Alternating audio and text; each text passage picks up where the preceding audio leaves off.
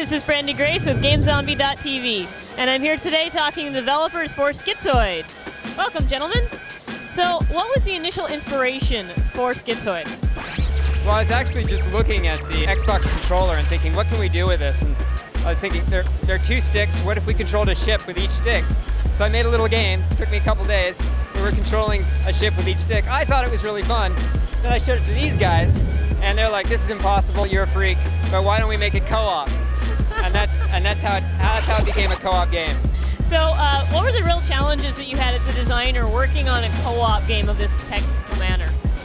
Probably the biggest problem is that it's just hard to play and to figure out exactly how two people are going to work together. So you need two testers instead of one. And it was fun working on. And I could say the second biggest challenge is that it's somewhere in between an action and a strategy game. And so figuring out exactly how far to put it toward action and how far to put it toward strategy was the tricky part.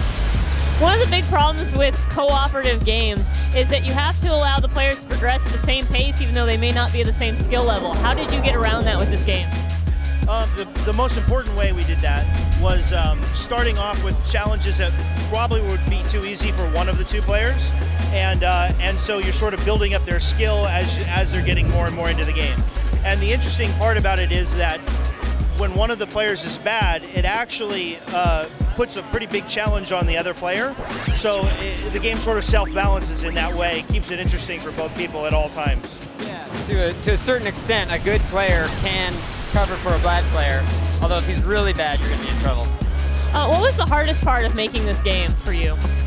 That's a good question. Again, I think it was trying to balance. There's two different single-player modes also, and so trying to get a set of levels that worked for if the computer was playing, or if you were playing with two joysticks, or if you were playing with a good partner, or if you were playing with a bad partner. Trying to pick a set of levels that worked for all those different situations was the hardest part.